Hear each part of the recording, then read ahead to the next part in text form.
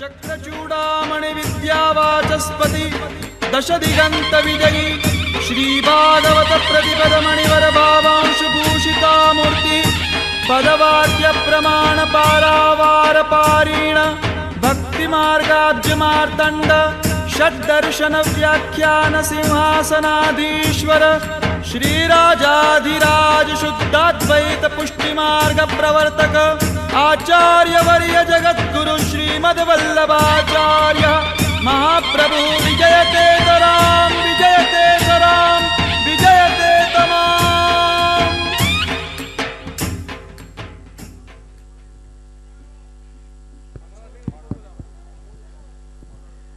वल्लभ हम तेरी शरण, वल्लभ हम तेरे चरण। तुम ज्ञान की गंगा हो, तुम करुणा सागर हो। वल्लभ हम तेरी शरण, वल्लभ हम तेरी चरण। ભાગવત પોથીના મુખ્ય મનોરથી પરમ ભગવદીય શ્રી કમલેશભાઈ તથા ટીનાબેન, સહમનોરથી પરમ ભગવદીય નૈનાબેન સુકીર્તિભાઈ પરીખને મુખ્ય મનોરથી અને સહમનોરથીને જ નમ્ર નિવેદન કે તેઓ ભાગવત પૂજન માટે હાજર રહેશે.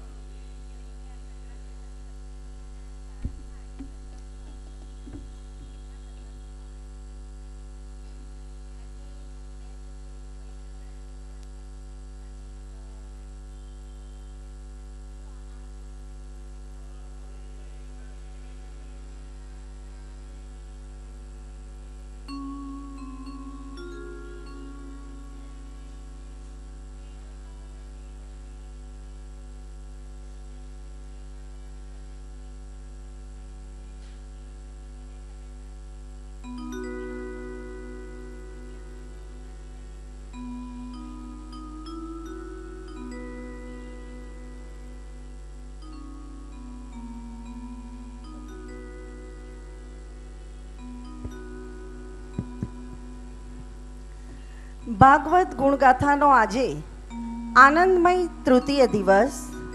ગઈકાલે આપણે શ્રવણ કર્યું, શ્રી કૃષ્ણના સ્વરૂપનું જેને જ્ઞાન થાય તે ઈશ્વરથી જુદો રહી શકતો નથી. ભગવાન પ્રત્યે પ્રેમ વધારવા ભગવાનના અવતારોની કથા સાંભળવી જોઈએ.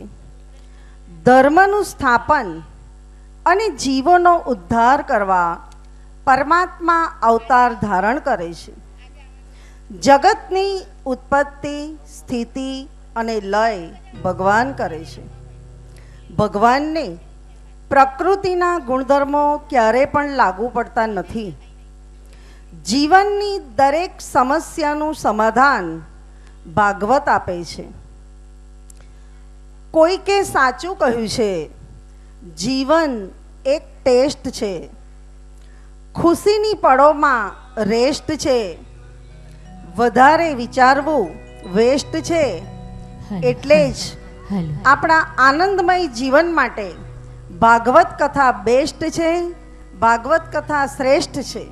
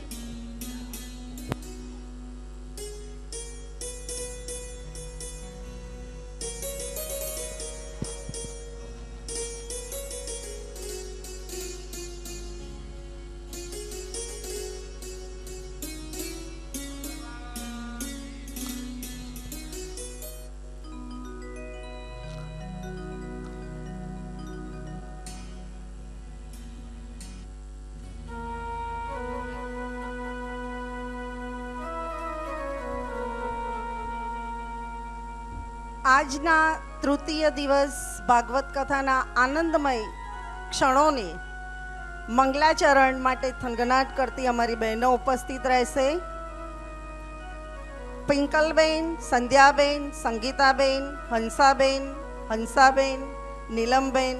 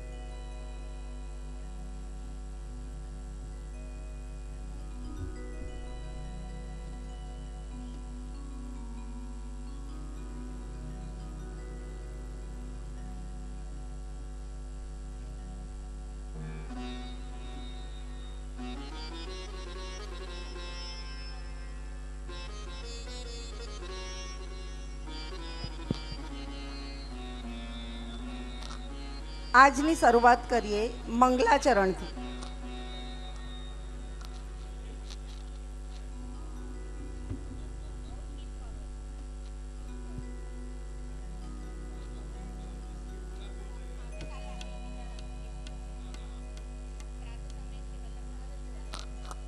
ચિંતા સંતાન હંતારો યત્પાદાંબુજરેણવ શ્રિયાણામ તાનિજાચાર્યાન પ્રણમામિ મુહુર્મુહુર્ યદનુગ્રહતો જંતુ સર્વદુઃખાધિકો ભવેત ત્વમહં સર્વદા વંદે શ્રીમદ્વલ્લભનંદનમ અજ્ઞાનતિમિરાન્ધસ્ય જ્ઞાનાંજનશલાકયા ચક્ષુરુન્મિલિतं યેન તસ્मै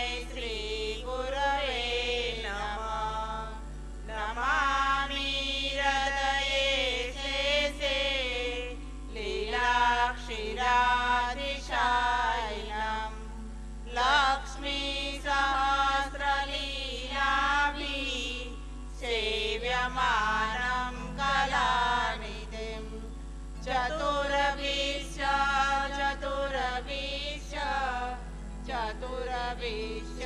ત્રિભિस्तथा ષડભિર્વિરાજતે યોસો પંચધારદયે મમ. પંચધારદયે મમ.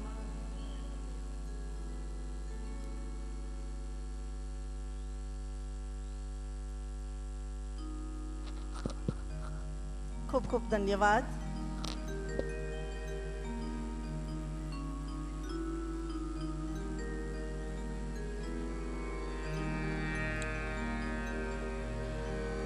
श्रीमद् वल्लभाधीश की जय. जन्माद्यस्य यतोऽन्वयादितरतः चार्थदुभिज्ञस्वराट् तेने ब्रह्महृदाय आदिकवये मुह्यन्ति यत्सूरय तेजो वारिमृदां यथा विनिमयो यत्र त्रिसर्गो मृषा धाम्ना स्वेन सदा निरस्ति कुहकं सत्यं परं धीमहि. श्री कृष्णाय नमः। श्री गोपीजनवल्लभाय नमः।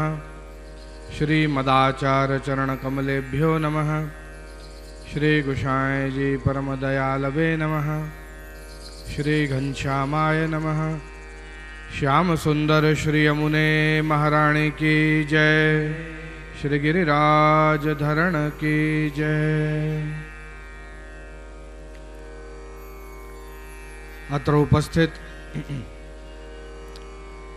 परमादरणीय भूदेव वृंदो एवं उपस्थित असहु बहुजी एवं मनोरथी परिवार कमलेश भाई अने नैनाबेन एवं पोथीजीना बधाज मनोरथीओ, मारी जोड़े संगति करी रह्या कलाकारो, अत्र उपस्थित सत्संगानुरागी सर्व भगवदे वैष्णवो, आ श्रीमद् भागवत सत्संग में प्रत्यक्ष और परोक्ष रूपे जोड़ायेला बधा ज कार्यकर्ताओ,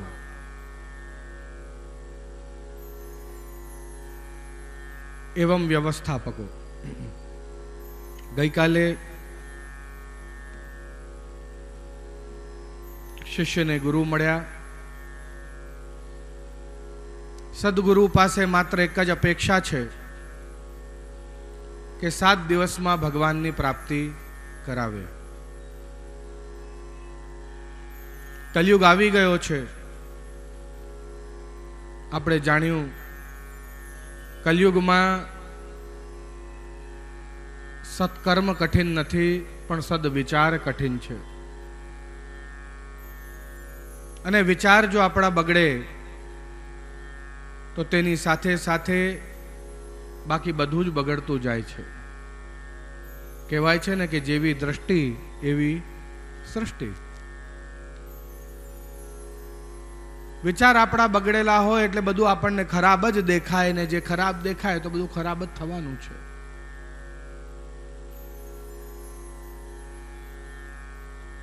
वर्णन मळे छे बीजा स्कंद में प्रवेश करता साधन लीला छे भगवान ना वाम चरणारविंदनु स्वरूप छे। परीक्षित प्रश्न करे छे, हे गुरुवर शू 7 दिवस में मने मोक्ष मळी शके छे, भगवान मळी शके छे? शू मारा जीवन में मैं जे भूलो करी तेनो पश्चाताप हूँ जो करूँ तो 7 दिवस में शू भगवान मने क्षमा करशे? मंगलाचरण नथी कर्यु सुखदेवजीए, सिद्धि कथा करवानुं शरू कर्यु।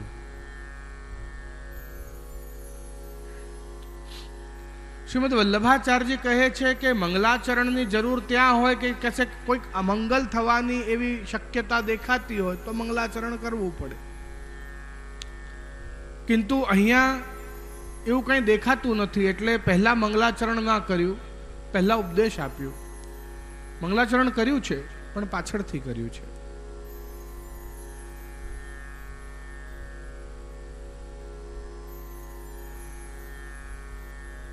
कही रह्या छे सुखदेव जी के जो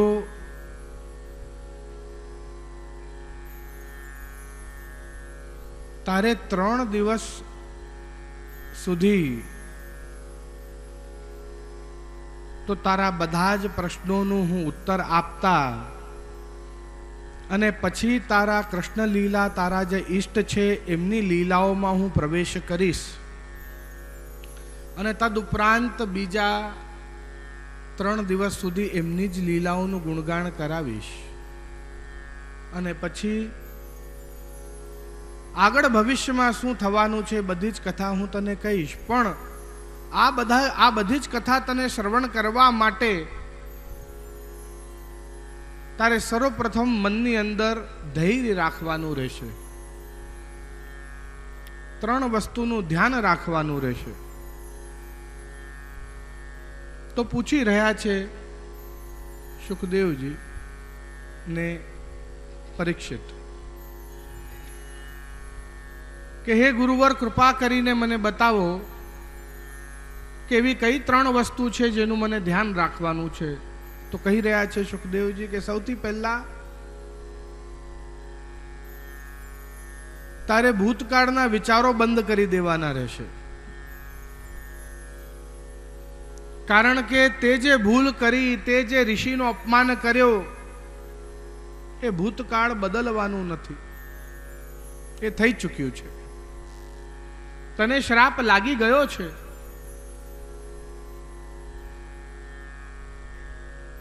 તું ભવિષ્યની પણ બહુ ચિંતા ના કરીશ.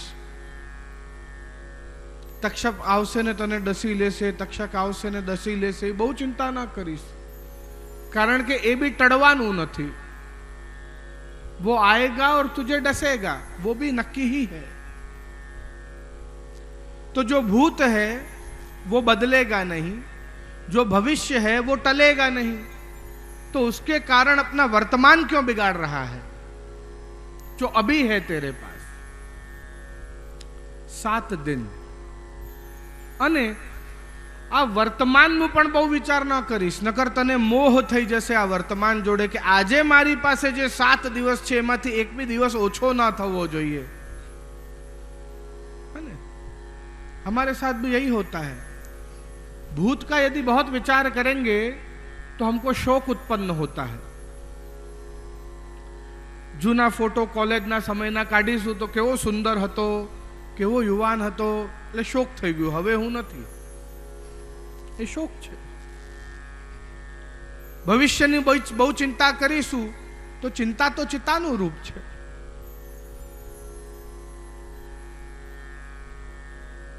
અને તેના કારણે આપણે આપણું વર્તમાન જીવવાનું ભૂલી જતા હોઈએ છીએ. વર્તમાનનું પણ બહુ વિચાર કરતા હોઈએ છીએ. તો આજે મારી પાસે જે છે એમાંથી કઈ ઓછું ના થવું જોઈએ. વધે ભલે ઘટે નહીં, એ મોહ થઈ જાય છે. અને તેના કારણે આપણે વર્તમાનને પણ જીવી શકતા નથી.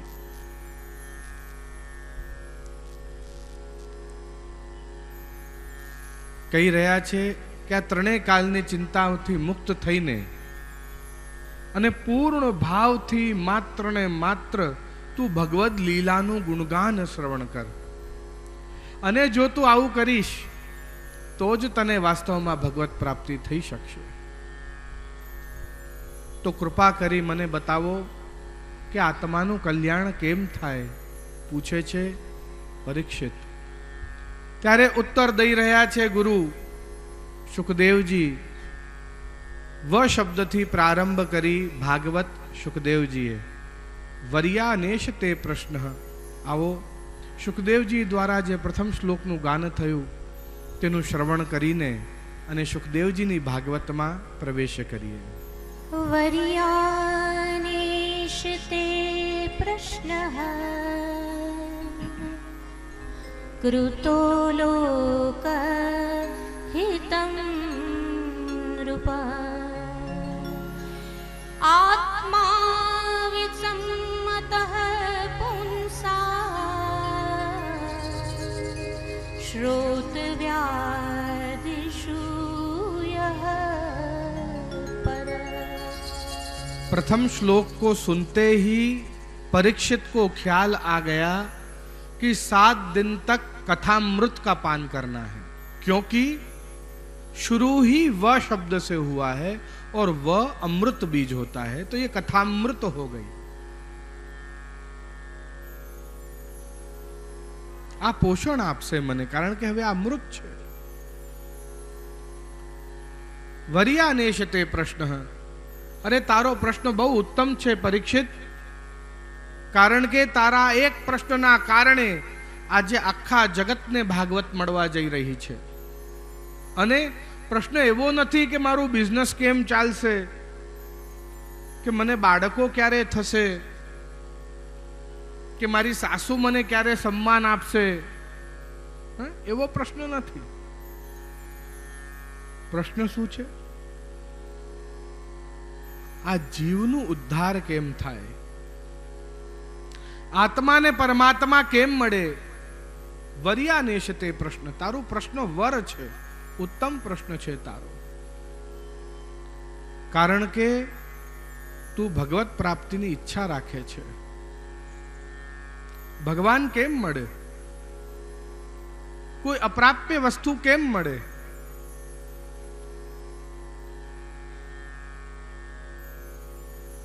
એક સંત પાસે એક યુવાન પહોંચ્યો. કહેવા લાગ્યો કે મને કોઈ એવી વસ્તુ કે એવો મંત્ર આપી દો કે હું સફળ થઈ જાઉં. કે સંતે કહ્યું, તું એક કામ કર, આવતીકાલે બ્રહ્મ મુહૂર્તમાં હું જ્યાં સ્નાન કરું છું તે પવિત્ર કુંડ પાસે આવ. પવિત્ર કુંડ પાસે યુવાન પહોંચી ગયો. બીજા દિવસે સવારે 4 વાગે એનો હાથ પકડીને અને એક એક પગથિયા ઉતારતા જાય છે કુંડમાં.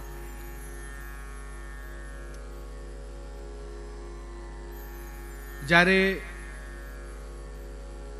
વક્ષસ્થળ સુધી પાણી આવી ગયું પછી પેલા યુવાનને પૂછે છે કે હવે તું માંગ બેટા, તારે શું ઈચ્છા હતી, તું અહીંયા હવે માંગ. યુવાનને એમ થયું કે પવિત્ર કુંડ છે માટે અહીંયા કંઈક વરદાન વહેલું સિદ્ધ થતું હશે, કેવું કંઈક હશે. એ કહે છે કે મારે બહુ શીઘ્રતમ શીઘ્ર હું સફળ બની જઉં એવું કંઈક વરદાન આપો, એવી કંઈક વસ્તુ આપો મને. અને સંતેનું માથું પકડીને પાણીમાં બોળી દીધો. એને 10-12 સેકન્ડ પછી એનું માથું બહાર કાઢ્યું એટલે પેલો યુવાન તડફી રહ્યો હતો. સંતે એને પૂછ્યું કે હવે તું મને કે તને પાણીના અંદર પૈસા યાદ આયા કે પ્રોપર્ટી યાદ આવી કે યશ કીર્તિ યાદ આવી, શું યાદ આવ્યું? તો કે છે મને આમાંથી કોઈ વસ્તુ યાદ નથી આવી. તો તને શું યાદ આવતું? તું એમ કે હું શ્વાસ ક્યારે લઉં મને બસ એટલું જ ભાન હતું, બીજું કાંઈ ભાન નહોતું કે ક્યારે આ પાણીમાંથી બહાર નીકળું ને ક્યારે મારાથી શ્વાસ લેવાય.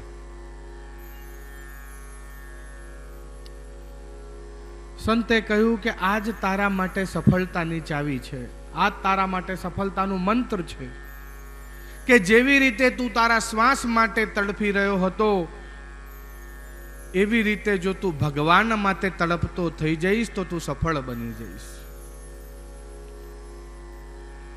ક્ષણે ક્ષણે તું ભગવાનને યાદ કર, શ્વાસે શ્વાસે તું ભગવાનને યાદ કર. સફળતા એનાથી જ મળશે. તસ્માદ ભારત સર્વાત્મા ભગવાન ઈશ્વરો હરિ શ્રોતવ્ય કીર્તિતવ્યશ્ચ स्मर्तव्यश्चेत छता भयम.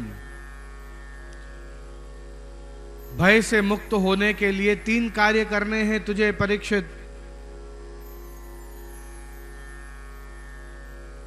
श्रोतव्य, भगवान की कथा का तू ध्यान पूर्वक श्रवण कर. कीर्तितव्य, भगवान का गुणगान गा. और स्मर्तव्यश्चेत, और साथ ही साथ उसकी लीलाओं का अपने मन में स्मरण कर. भगवान ना नाम नु रटन कर. एनु नाम लईश तो तारो उद्धार થઈ જશે.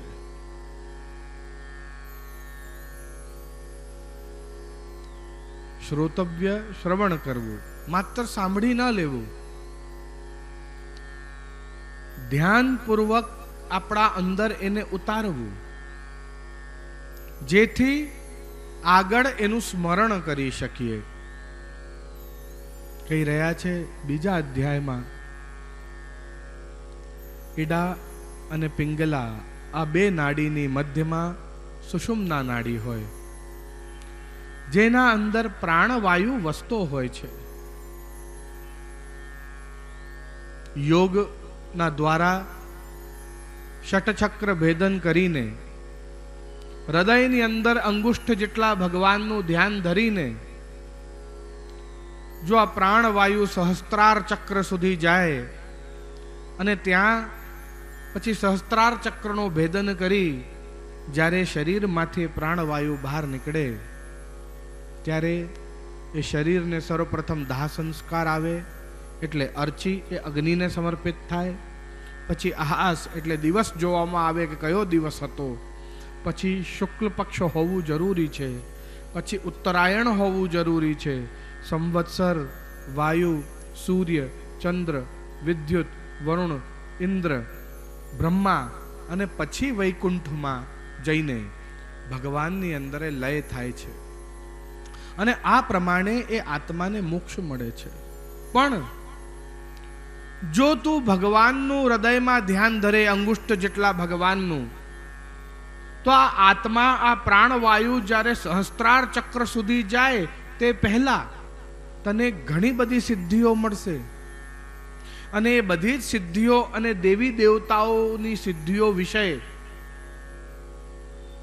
અહીંયા સુખદેવજી એમને 3જા અધ્યાયમાં જણાવી રહ્યા છે. જાણી જોઈને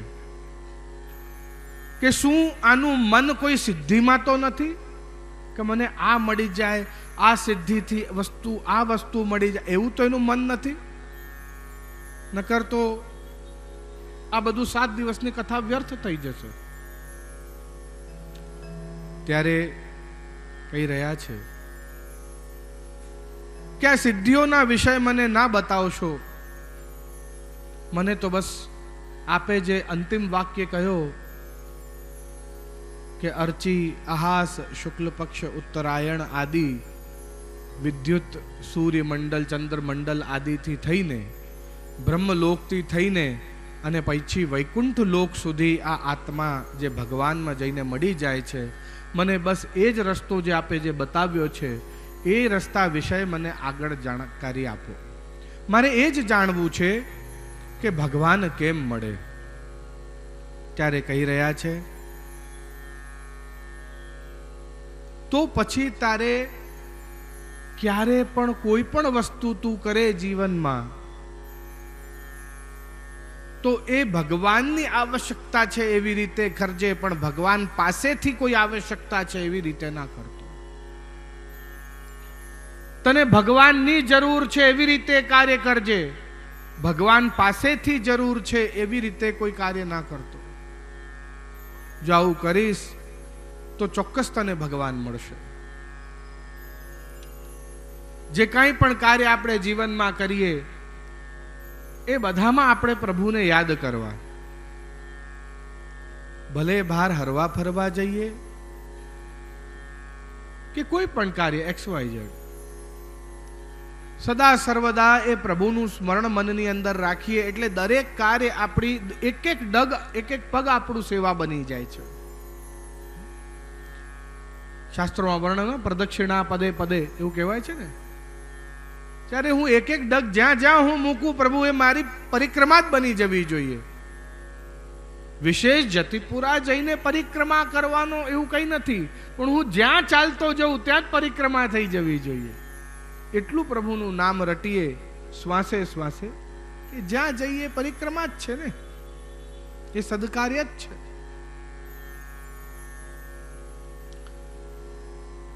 પ્રભુનું નામ લેતા રહો. અહીંયા પણ એ જ ઉપદેશ આપે છે કે જો તને ભગવત પ્રાપ્તિ કરવી છે તો પ્રભુનું નામ લે. શ્રીમદ વલ્લભાચાર્યજીએ શું કહ્યું કે તમે શ્રી કૃષ્ણ શરણમ મમ સતત બોલો.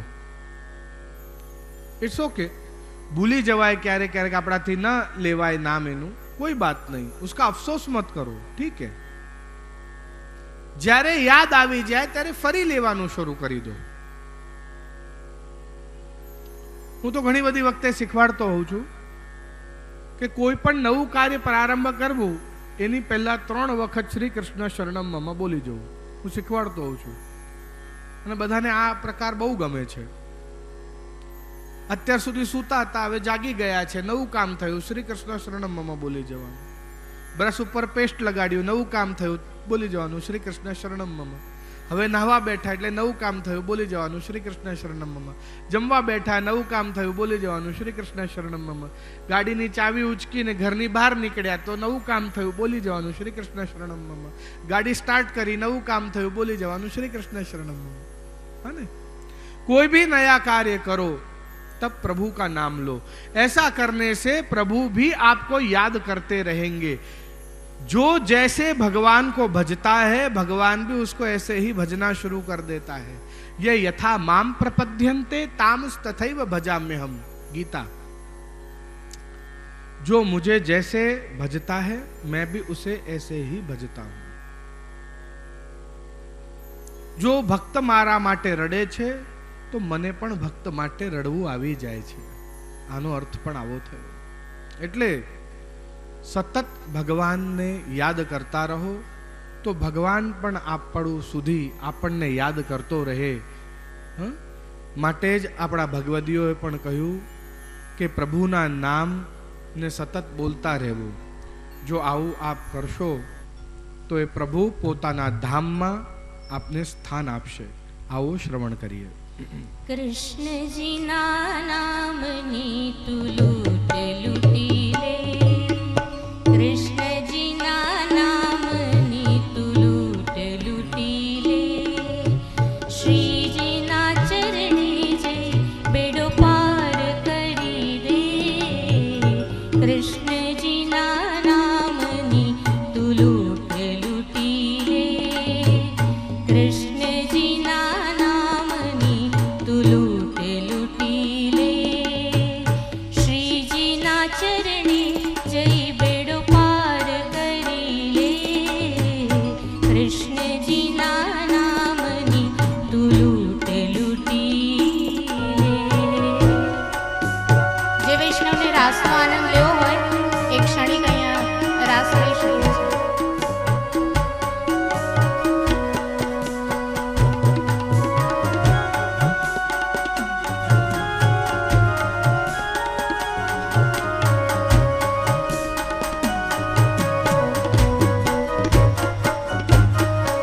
ध्यान धरे ने प्रभु ज्ञान अपावे, ध्यान धरे ने प्रभु ज्ञान अपावे, गिरिने धरीने गिरिधर अपावे।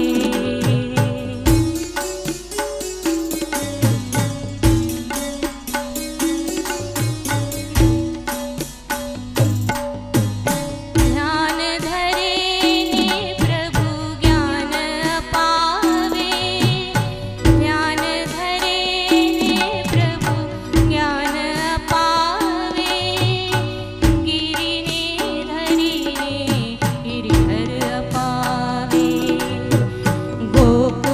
गोकुळनाथनु तू नाम जपी ले, गोकुळनाथनु तू नाम जपी ले, श्रीजीना चरणे जई बेड़ो पार करी ले, कृष्णजीना नामनी तू लूट लूटी ले, कृष्णजीना नामनी तू लूट लूटी ले।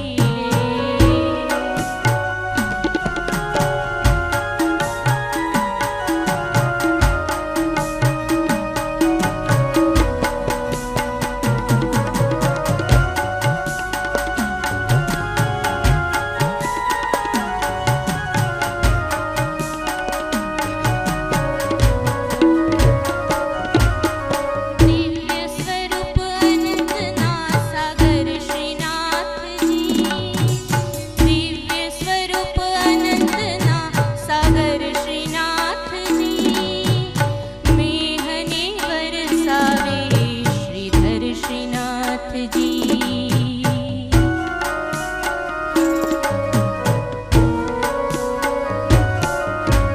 दिव्य स्वरूप अनंतना सागर श्रीनाथ जी, दिव्य स्वरूप अनंतना सागर श्रीनाथ जी, मेहने बरसावे श्रीधर श्रीनाथ जी।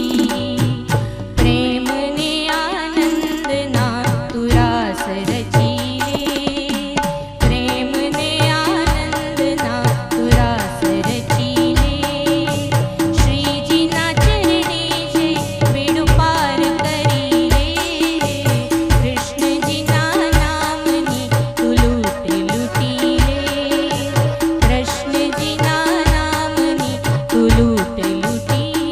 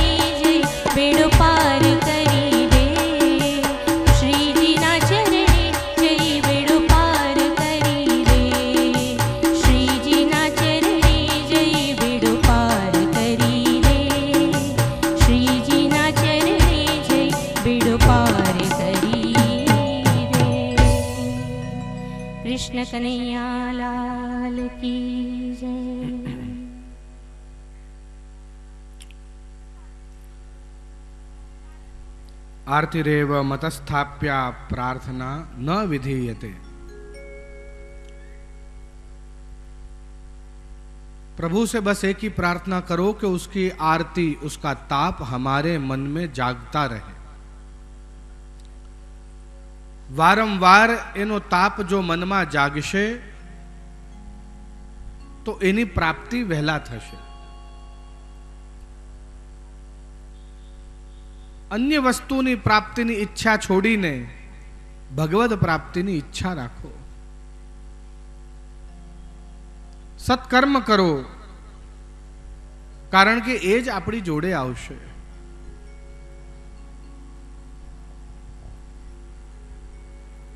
एक राजानी 4 राणीओ पर एमांथी 3 ने प्रेम करे ने 1 ने प्रेम न करे। समय व्यतीत थतो गयो, राजा वृद्ध थयो। अंत समय आव्यो, यमराज तेड़वा आव्यो। राजा यमराज ने कहे छे, हूँ एकलो नहीं आवू, मारी 3 पत्नी ने हूँ बहु प्रेम करूं छू, एमांथी कोई एक मारी जोड़े जरूर आवशे।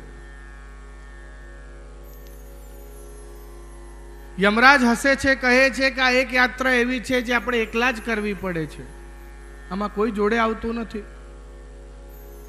कि ना ना मने विश्वास छे, मारे 3 मांथी एक राणी जरूर आवशे।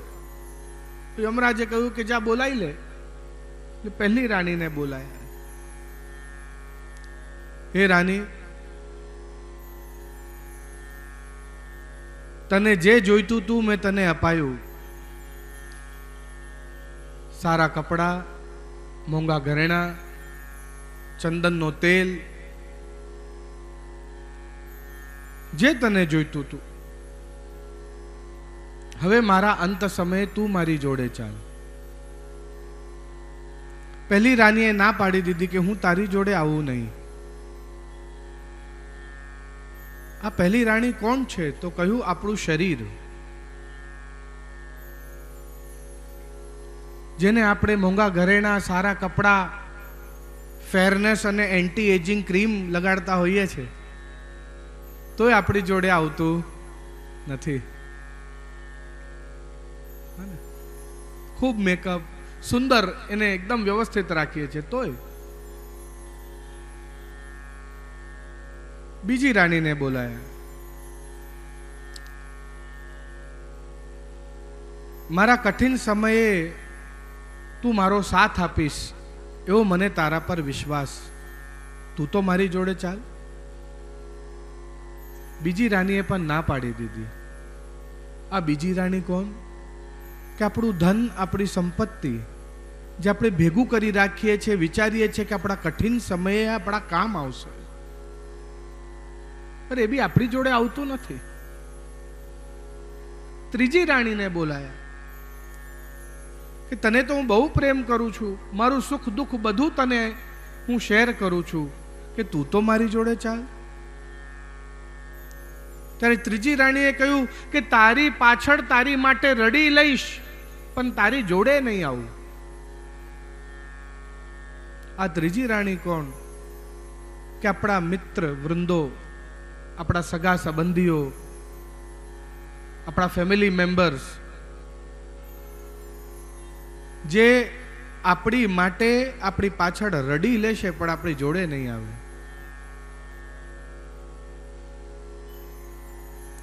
આજે આપણ આપના કોઈ ફ્રેન્ડ ને, કોઈ મિત્ર ને, જૂના મિત્ર ને ફોન કરો, મારો અંત સમય આવી ગયો છે, યમરાજ તેડવા આવ્યો છે, તું ચાલ મારી જોડે, તો ફોન જ મૂકી દેશે।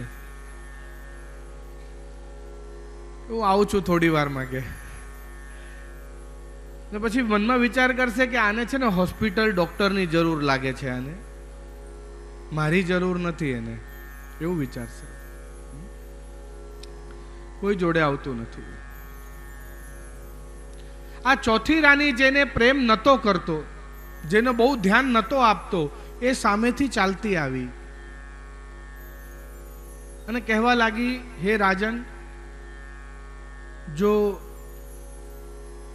આપ આજ્ઞા આપો કે ના આપો, પણ મારું તો ધર્મ છે કે આપ જ્યાં હું ત્યાં, એટલે હું આપની જોડે આવીશ. આ ચોથી રાની કોણ છે? તો કહ્યું કે આપણા કર્મો, સત્કર્મો, દુષ્કર્મો, દરેક પ્રકારના કર્મો જેને આપણે બહુ ધ્યાન નથી આપતા, જેની બાજુ આટલું જ છે ને કોણ જોઈ રહ્યું છે, લાય આજે તો કરી જ લઉં એમ. ને આવું કરીને આપણે નાનું નાનું નાનું પાપ ભેગા કરતા રહીએ છીએ. એવા દોષો જે આપણને યાદ બી નહીં હોય આપણે ક્યારે કર્યા હશે. પણ આ અંત સમયે બધું યાદ અપાવે છે ભગવાન. સત્કર્મ, દુષ્કર્મ, અને આ આપણી સાથે આવે છે, આપણી જોડે આવે છે, અને આના ઉપર જ આપણે બહુ ધ્યાન આપતા નથી. તે જે કર્યું છે હે પરીક્ષિત, એ ઘોર પાપ છે. એ પરમ ભક્ત, એમાંય બ્રાહ્મણ, એમાંય ઋષિ, એમાંય ભગવત નામ લેતો હતો ત્યારે એની તપસ્યા ભંગ કરવા માટે સર્પ યોનિનો એ દોષ કર્યો ને બ્રાહ્મણ યોનિનો એ દોષ કર્યો. આ તો બહુ ખરાબ કહેવાય. પણ જો તું ભગવત નામ લઈશ તો નિશ્ચિતપણે તારા બધા જ પાપો દૂર થઈ જશે. हमें सदा अपने कर्मों पे ध्यान देना है. ચોથા અધ્યાયમાં પરીક્ષિત પ્રશ્ન કરે છે,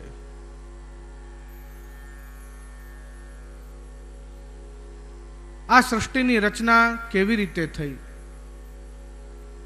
બ્રહ્મા, વિષ્ણુ, મહેશ એમના વિષયે વિસ્તારથી મને જણાવો. અને જ્યારે આવો પ્રશ્ન કર્યો ત્યારે ચોથા અધ્યાયમાં આવીને અને મંગલાચરણ કરી રહ્યા છે સુખદેવજી. હવે કર્યું છે મંગલાચરણ, ત્યારે નતું કર્યું. નમો નમસ્તે સ્ત્વ વૃષભાય સ્વત્તાયામ. અહીંયા એક સુંદર વાક્ય આવે છે, નિરસ્તિ સમ્યાતીતિ શયેન રાધસા. આખા ભાગવતમાં આવી બે જ જગ્યાએ રાધા નામનો ઉલ્લેખ આવે છે.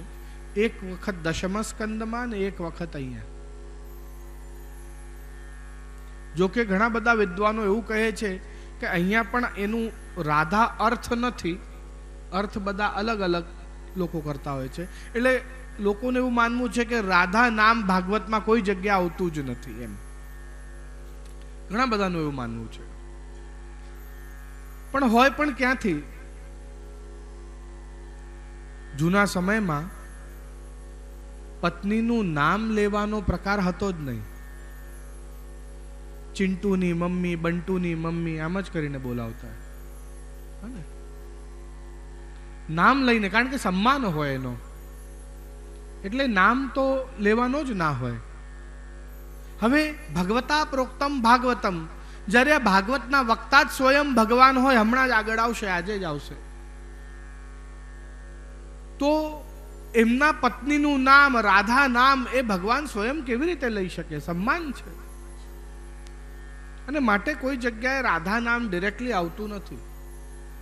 પણ હા, શ્રીમદ વલ્લભાચાર્ય એવું કહેતા કે શ્રીમદ ભાગવતને જેમ આપને દૂધનું ગ્લાસ મૂક્યું હોય ને એને જોઈને કોઈ તમને કહે કે આ ખાલી માત્ર જોઈને એને બતાવો કે આમાં સાકર છે કે નહીં, આમાં ખાંડ છે કે નહીં, તો જોઈને ખબર પડે નહીં. પણ જ્યાં આપ ચાખશો ત્યાં જ આપને એના અંદર મધુરતા, એના અંદર મીઠાશ આપને જોવા મળશે. બિલકુલ એ જ પ્રમાણે શ્રીમદ ભાગવતની અંદર જ્યાં જ્યાં આપ એને વાંચન કરશો, એના અંદર ઉતરશો, અને જ્યાં જ્યાં આપને મીઠાશ, મધુરતા દેખાય કે ચખાય કે સંભળાય, જ્યાં જ્યાં મધુરતાનો અનુભવ થાય, સમજી લો કે રાધાનો જ અનુભવ આપને થઈ રહ્યો છે. એવું શ્રીમદ વલ્લભાચાર્યજી કહેતા કે રાધા જ છે. વર્ણન મળ્યો સુખદેવજી સૃષ્ટિના સર્જનનો ભેદ જણાવે છે. અરે તું જાણે છે પરીક્ષિત, 7 સુરોની અંદર પણ સૃષ્ટિના સર્જનનો ભેદ સંતાયો છે. કેવી રીતે? તો કહ્યું, સા દ્વારા સાગરમાં ઉત્પન્ન થયેલા જીવ આવી જાય, રે દ્વારા રેતમાં રેંગનારા જીવ આવી જાય, ગ દ્વારા ગગનમાં ઉડનારા જીવ આવી જાય, પછી મ થી મનુષ્યની ઉત્પત્તિ થાય, પ થી પ્રેમ અને પ્રમાણિકતા આવે, ધ થી ધર્મ આવ્યો, ની થી નિષ્ઠા અને નિષ્કામ ભાવ આવે.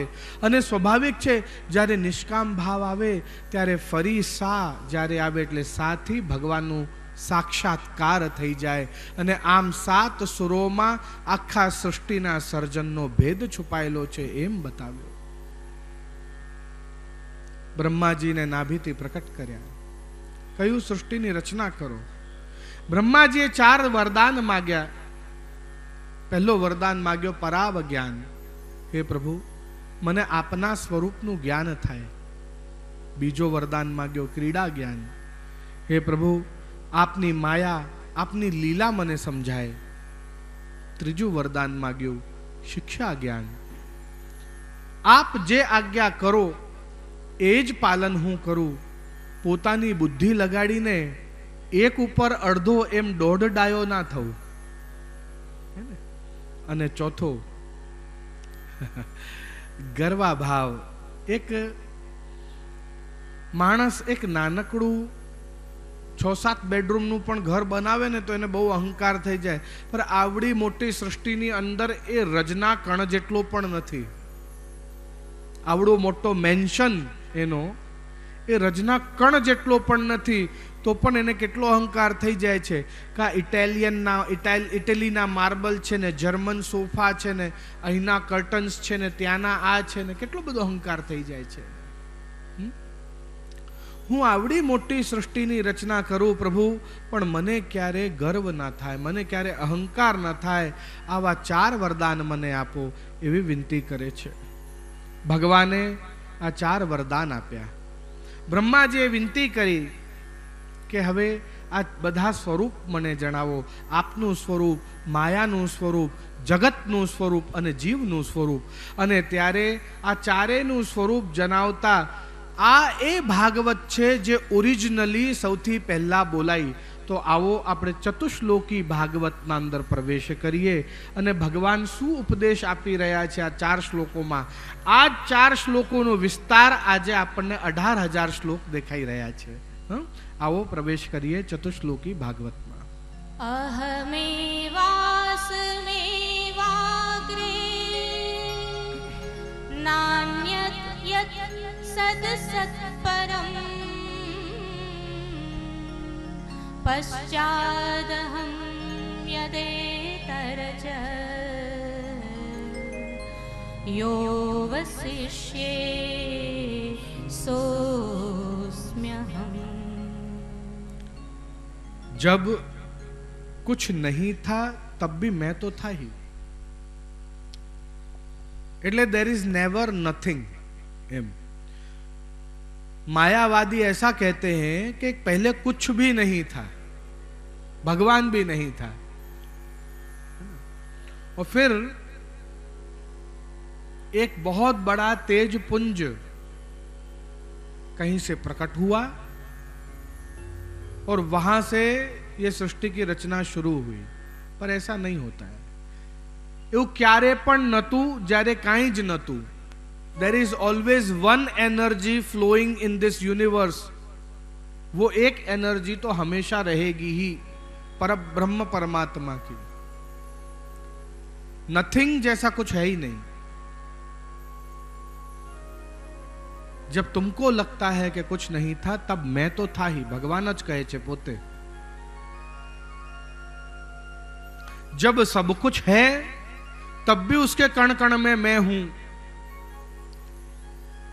और जब सब कुछ लय हो जाएगा तब भी मैं एक रह जाऊंगा, और मेरे अंदर ही सारे देवी देवता सूर्य चंद्र ग्रह आदि सब मुझ में ही लय होंगे. मैं ही परम पिता हूं, मैं ही परमेश्वर हूं, मैं ही सर्वोपरि हूं।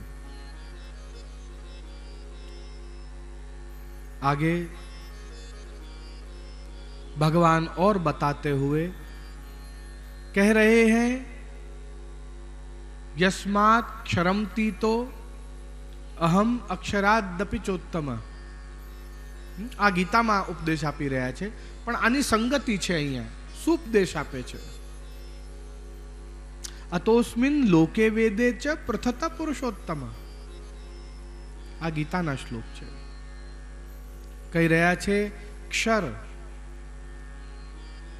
ये लयवंत है, जड़ रूप, ये जो जगत जो तुमको जहां जहां जो कुछ दिख रहा है वो मेरा क्षर स्वरूप है। फिर आता है अक्षर, जो सर्वम खलविदम स्वरूप है, जो वैकुंठ रूप, जो चिद स्वरूप है। क्षर जो है वो सत स्वरूप है, फिर अक्षर जो है वो चिद स्वरूप है, कि जो आत्मा के रूप से प्रत्येक के भीतर, जड़ चेतन सभी के भीतर जो विराजमान है। हा? और फिर बाद में पुरुषोत्तम, मैं स्वयं इन सब से अलग, अक्षर ब्रह्म से भी अलग, ऐसा स्पष्ट कह रहे हैं भगवान गीता में। देखो, अक्षर ब्रह्म से भी ऊपर मैं पर ब्रह्म हूं, पुरुषोत्तम हूं, मैं सबसे ऊपर हूं। अतोस्मिन लोके वेदे च पृथत, मैं पृथक हूं इन सबसे। पर के द्वारा परब्रह्म, मैं गौलोक धाम नित्य स्थान है मेरा, वहां विराजमान रहता हूं। पुरुष के द्वारा मैं इस भूतल पर अवतार लेकर अपने जीवों को पोषण देता हूं। विराट के द्वारा यह संपूर्ण ब्रह्मांड रूप मेरा दर्शन होता है। गुण के द्वारा मैं उत्पत्ति, स्थिति और लय करता हूं, और अंतर्यामी रूप के द्वारा सबके अंतःकरण में विराजमान सर्वज्ञ स्वरूप, चिद स्वरूप बन जाता हूं, सबको चैतन्य रखता हूं। इस प्रकार से भगवान ने ब्रह्मा जी को सर्वप्रथम अपने स्वरूप का ज्ञान कराया।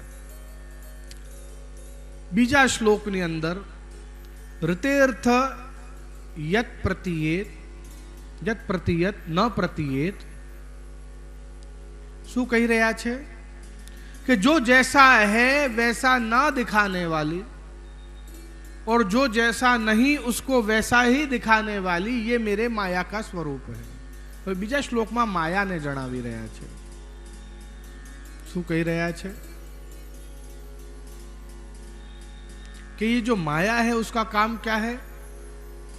भाई भगवान साक्षात है, पर उनको मूर्तिमय, चित्रमय दिखाने वाली। तो जो जैसा है उसको वैसा नहीं दिखाने वाली, और जो जैसा नहीं है उसको ऐसा ही दिखाने वाली। ये कार्य माया करती है।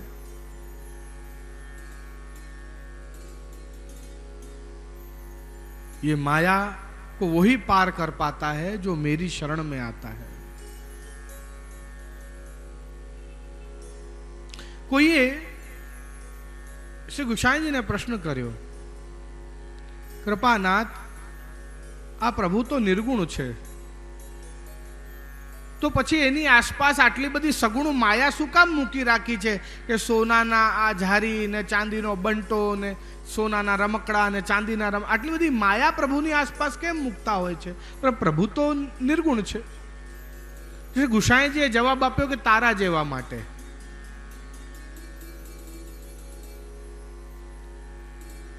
એટલે કૃપાનાથ હું સમજ્યો નહીં।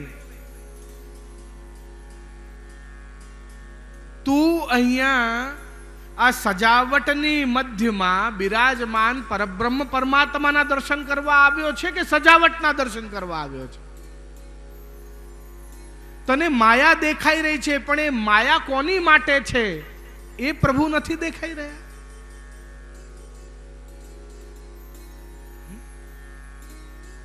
આજે આપણા અંદર છે ને બહુ જ આવું અલ્પ બુદ્ધિ છે। भाई आनी पासे बहु छे, आने कशु आपवानुं नहीं, आनी पासे हम उसकी माया देखते हैं। तुम उसकी माया मत देखो। वो माया तो तुमको ठगने के लिए फैला रहा है। वो जाल है उस भगवान का। और तुम उसमें फंस रहे हो। अरे ए प्रभु तो उत्तम वस्तुનો ભોગતા છે, તમે એને જે બેસ્ટ આપી શકો એ આપો, પર આપણને એ માયાથી પ્રેમ વધારે છે। થાય છે શું? નિત્ય મંદિરે ચક્કર લાગતા હોય કે જે જોબ મળી જાય, પ્રભુ જોબ મળી જાય, જોબ મળી જાય તો હું મારી પહેલી સેલેરી ઠાકોરજીને વિનિયોગ કરીશ। હવે જોબ મળી ગઈ, પહેલી સેલેરી પણ આવી ગઈ, પણ હવે ઘરના બિલો, light bill, phone bill, credit card bill, આ બધું ચૂકવ્યા પછી મારા મિત્રો કહે છે પાર્ટી આપો, એટલે પાર્ટીમાં વપરાશે પૈસા। ભાઈ પહેલી સેલેરી મળી છે, ચાલો વાંધો નહીં, આખી સેલેરી નહીં પણ એક રાજભોગ કરાવી દઉં, એવું મનમાં વિચાર આવ્યો। પછી ખર્ચા બહુ છે। ગાડી સ્ટાર્ટ કરીને મંદિર તરફ નીકળ્યા છે કે ના રાજભોગ તો નહીં થાય આપણાથી, આપણે 500 રૂપિયા ભેટ કરી દઈશું। ગાડી મંદિરની પાર્કિંગમાં પાર્ક થાય એટલે 500 રૂપિયા 50 રૂપિયા સુધી વિચાર આવી જાય। પછી અને મંદિરના પગલા ડગલા આપણે ચડતા હોઈએ ને પેલા ઠાકોરજી સન્મુખ પધરાવેલી સન્મુખ ભેટની ગોલક ત્યાં સુધી પહોંચીએ એટલે જેબની અંદર શોધતા હોઈએ કે જૂની પરસેવા વાળી મેલી ફાટેલી નોટ કઈ છે। જો કहीं नहीं चलता वो भगवान तो चला ही लेगा ना।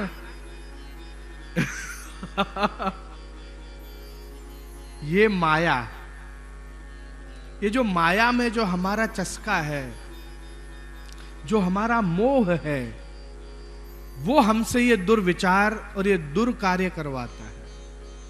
જ્યારે એ પ્રભુ उत्तम वस्तुનો ભોગતા છે, પણ આપ क्या करते हो कि सब में बांटने के बाद जो आखिरी जो बच जाता है वो प्रभु को देते हो आप, जबकि आपकी इनकम का पहला भाग प्रभु को जाना चाहिए, आपके दिन का पहला प्रेम प्रभु को जाना चाहिए, आपके जीवन का पहला श्वास प्रभु के लिए होना चाहिए।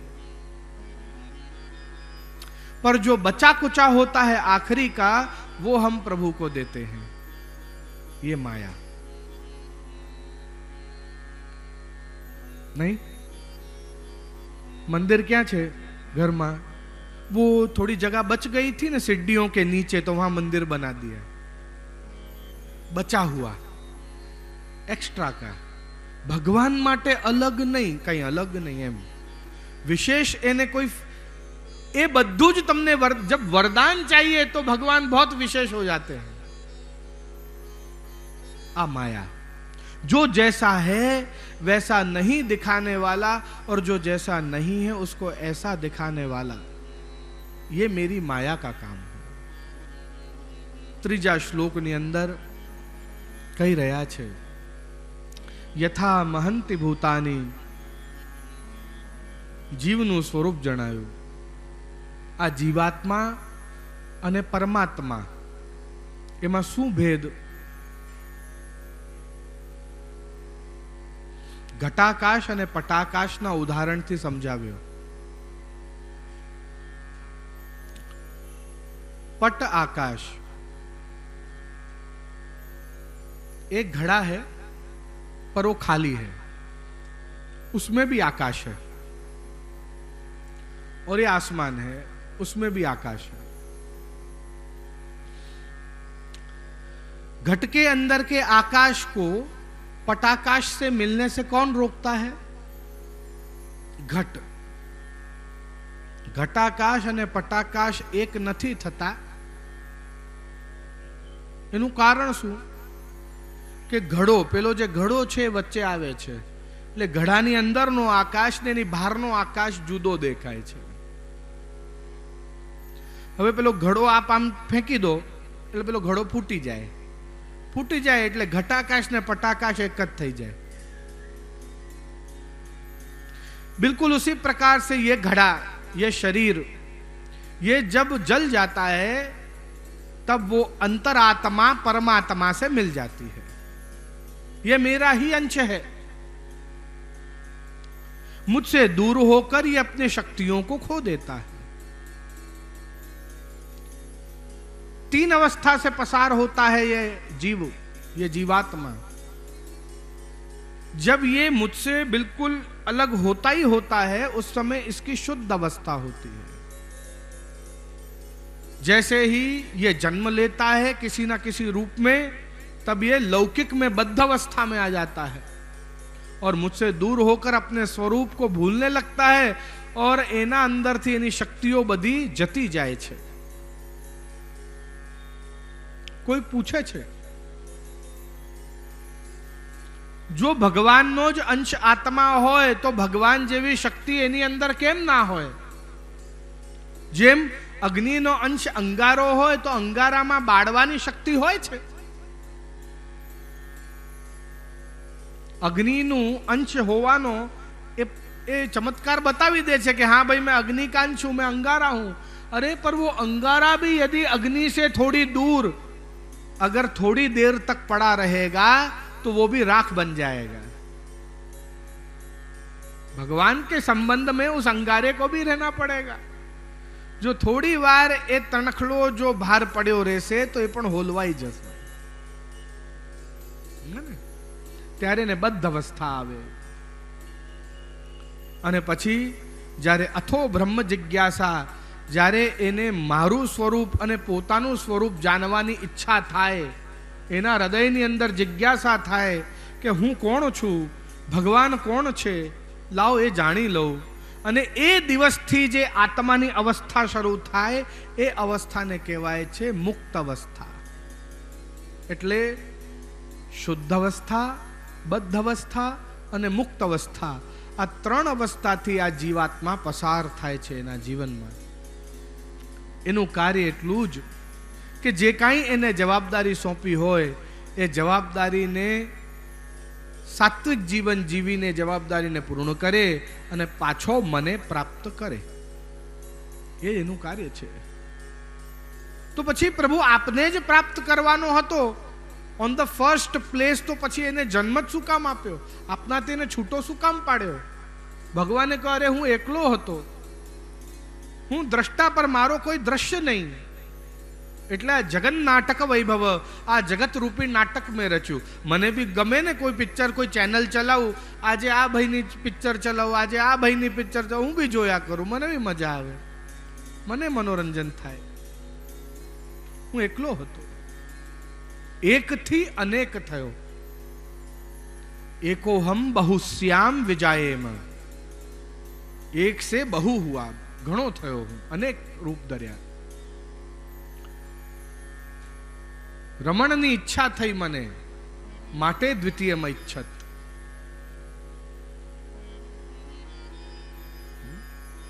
આગળ વર્ણન કરે છે એતાવદેવ જિજ્ઞાસ્યામ તત્વ જિજ્ઞાસુનાત્મા। કહી રહ્યા છે કે જગતની રચના મેં કરી છે। આ જગતનું રૂપ શું? કે આ જગત મારું જ જડ સ્વરૂપ છે। આ જગતના કણકણમાં હું વસેલો છું, પણ એના બધા જ બંધનોથી હું મુક્ત છું। એના બંધનમાં હું બંધાતો નથી।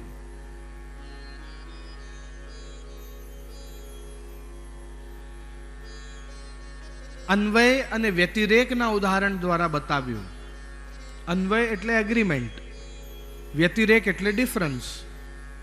जैसे अग्नि और धुएं का एग्रीमेंट है, कहीं दूर यदि धुआं उठता हुआ तुम्हें दिख रहा है तो आप भी समझ जाओगे कि हाँ वहां आग जरूर लगी है। आ धुमाड़ानु ने अग्निनु एग्रीमेंट है, फिर भी स्मोक स्मोक है और फायर फायर है। अग्नि अग्नि है और धुआं धुआं है, वो उसका डिफरेंस व्यतिरेक। तो एग्रीमेंट भी है और डिफरेंस भी है, अन्वय भी है और व्यतिरेक भी है। बिल्कुल उसी प्रकार से इस जगत के कण कण में मैं बसता हूं, मेरा वास है, ये मेरा और जगत का एग्रीमेंट है। पर मैं हूं और जगत जगत है। जैसे एक डोरी में मोती परोए दिए हों और उसको ग्रंथि लगा दी हो तो उसको मोती की माला कहते हैं, उसका एग्रीमेंट है।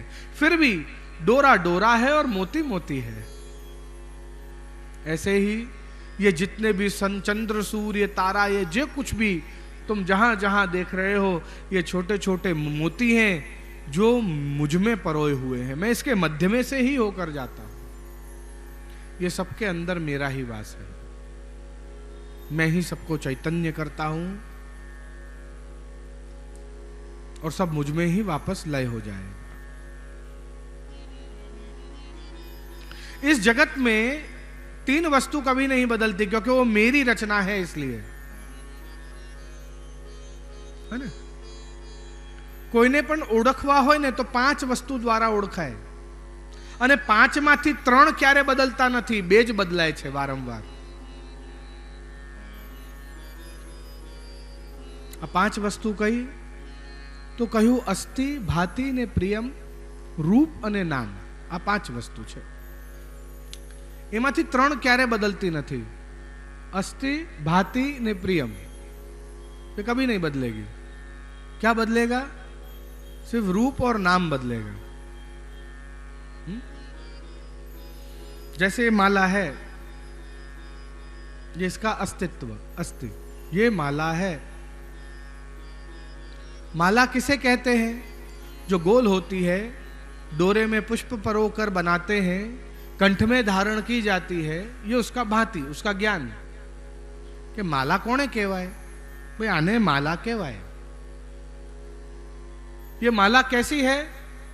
वो उसका प्रियम, वो उसका आनंद, वो सौंदर्य उसका, है ना. ये माला सुंदर है, ये उसका प्रियम. ये कभी नहीं बदलेगा. અસ્થિ, ભાંતિ, પ્રિયમ ક્યારે બદલાતા જ નથી કોઈ પણ વસ્તુના. હવે આ માલાને હું પાછળથી આમ ખોલી દઉં તો શું થાય? નાશ પામી ગઈ ને માલા? નહીં, નાશ ક્યાં પામી છે? ભગવાનની રચના ક્યારે નાશ પામતી નથી. આ પુષ્પો, આ બધા પુષ્પો ભગવાનની રચના છે. નાશ ક્યાં પામે? तो शू थयु? मालों को यदि खोल दिया तब वो माला नहीं कहलाएगी, पर उसका नाश नहीं हुआ. अब वो फूलों की सेर कहलाएगी. क्या फूलों सेर छे? खाली रूप अने नाम बदलाયું. पहला गोड़ हती, हवे लांबी થઈ ગઈ છે. शरीर बढ़्યું पण राख तो है, अस्थियां तो है. नाश कहां हुआ? मटका फूट गया, अरे मिट्टी तो है, नाश कहां हुआ? घर टूट गया, खंडर तो है, नाश कहां हुआ? खाली रूप और नाम ही तो बदला है.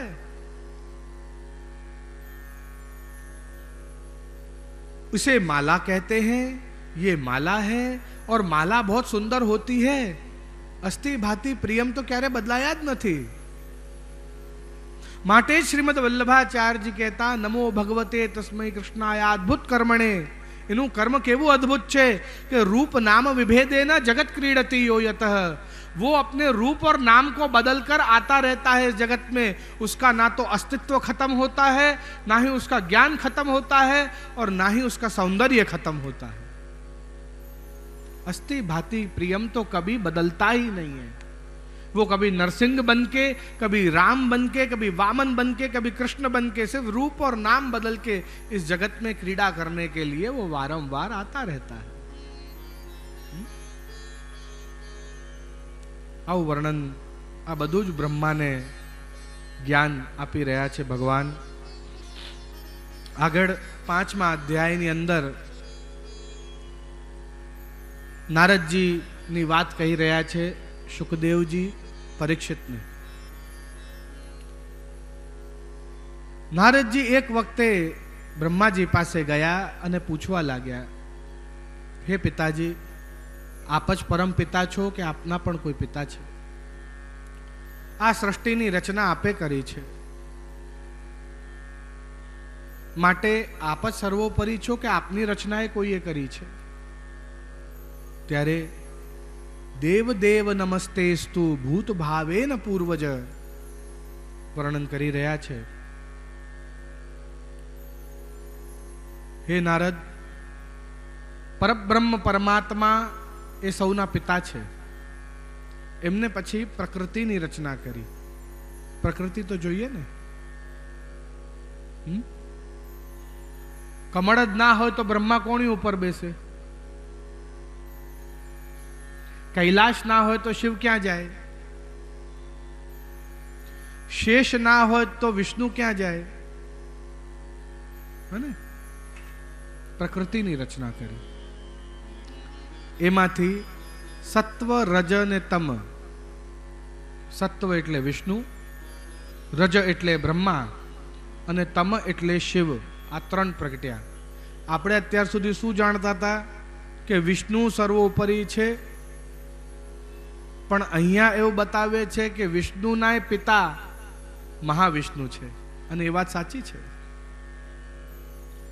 પછી એ ત્રણેય એક થયા, એ મહત બન્યા. પછી સાત્વિક મહાન, રાજસ મહાન ને તામસ મહાન. સાત્વિક અહંકાર, રાજસ અહંકાર ને તામસ અહંકાર. અને પછી સાત્વિક અહંકારમાંથી દશેન્દ્રિય અને મન, તામસ અહંકારમાંથી શબ્દ તન્માત્ર, રસ તન્માત્ર, રૂપ આદિ તન્માત્રો જે છે એ, અને તન્માત્રોમાંથી પંચતત્વ એટલે આકાશ, વાયુ, અગ્નિ, જલ, પૃથ્વી. આ પંચતત્વ એ પ્રગટ્યા. અને રાજસ અહંકારે આ બંનેને, તામસ અને સાત્વિકને, આ બધી જ રચના કરવા માટેની સહાયતા કરી છે એવું વર્ણન કરે છે. છઠ્ઠા અધ્યાયની અંદર બ્રહ્માજી નારદજીને ભગવાનના વિરાટ સ્વરૂપનું દર્શન કરાવે છે. કહી રહ્યા છે સહસ્ત્ર એમના શીશ છે, સહસ્ત્ર ચરણારવિંદ છે, સહસ્ત્ર બાહુ છે. એમની જે ઉંગલીઓ છે 10 ઉંગલીઓ એ 10 દિશાઓ છે. એમનો શબ્દ એ સાક્ષાત સરસ્વતી. 3 ચરણમાં એમને આખું બ્રહ્માંડ બનાવ્યું, રચ્યું. અને ચોથા ચરણની અંદર આ આપણી જે પૃથ્વી, જે આપણું સોલાર સિસ્ટમ છે એ બનાવ્યું. કહી રહ્યા છે હું અને બીજા જેટલા પણ દેવી દેવતાઓ આ જગતની અંદર તમને દેખાય છે એ બધું જ એ જ પરમ પિતાનું સ્વરૂપ છે. આ આખું જગત એમાંથી જ નીકળ્યું છે અને એમાં જ આગળ ચાલીને તિરોહિત થઈ જશે. પરમ પિતા હું નથી, મારા પણ પિતા છે. આ વેદ, છંદ, વાણી, પ્રાણી, પશુ, પક્ષી, વૃક્ષ, લતા, પુષ્પો, ફલ, આ જ્યાં જ્યાં પતંગિયાઓ, નાના નાના કીટો અને મોટા મોટા હાથીઓ, જ્યાં જ્યાં જે કાંઈ દેખાય છે એ બધું એ પ્રભુનું જ સ્વરૂપ છે. આગળ 7મા અધ્યાયમાં વર્ણન કર્યું. બ્રહ્માજી ને નારદજી પૂછી રહ્યા છે તો પછી આ કૃષ્ણાવતારની વિશેષતા શું? ત્યારે બ્રહ્માજીએ કહ્યું કે જ્યારે પોતાના ભક્તો માટે પ્રેમ એમને આપવા માટે જ્યારે પ્રભુને પધારવું હોય છે ત્યારે જે ત્યાં ઉપર એમના ધામમાં જે સ્વરૂપ બિરાજે છે એ જ સ્વરૂપ અહીંયા ભૂતલ ઉપર જ્યારે પધારે ત્યારે 16 કલા લઈને આ ભૂતલ ઉપર પધારતા હોય છે. અને એ જ વિશેષતા છે કૃષ્ણની કે કૃષ્ણ એ કોઈ અવતાર નથી, એ અવતારી સ્વયં આ ભૂતલ ઉપર આવી ગયા છે. આપે કહ્યું 16 કલા સહિત પધારે છે, તો આ 16 કલાઓ કઈ કઈ છે એ કૃપા કરીને અમને જણાવો. ત્યારે એમને સનત કુમાર સંહિતાની અંદર આ વર્ણન આપણને પ્રાપ્ત થાય છે. સનત કુમાર સંહિતામાં પ્રમાણિક ગ્રંથ છે જેના અંદર અન્નમાયા, પ્રાણમાયા, મનોમાયા, વિજ્ઞાનમાયા, આનંદમાયા, અતિશયની, વિપરીની ભિની, સંક્રમણી, પ્રભાવી, કુંઠિની, વિકાસિની, મર્યાદિની, સંહ્લાદિની, આહ્લાદિની, પરિપૂર્ણી અને છેલ્લું સ્વરૂપ અવસ્થિતિ. આ 16 શક્તિઓ છે ભગવાનની, જે ભગવાન પોતાની સાથે લઈને અને આ ભૂતલ પર પધારતા હોય છે. તો પછી જો પરબ્રહ્મ પરમાત્મા કૃષ્ણ હોય કે પરમ પિતા કૃષ્ણ છે, તો બાકી બધા આપ જે છો એ બધા લયવંત છો? આપ, હું, બધા? એવું નારદજી પૂછી રહ્યા છે. આવો જ પ્રશ્ન પરીક્ષિતને પણ જાગ્યો છે.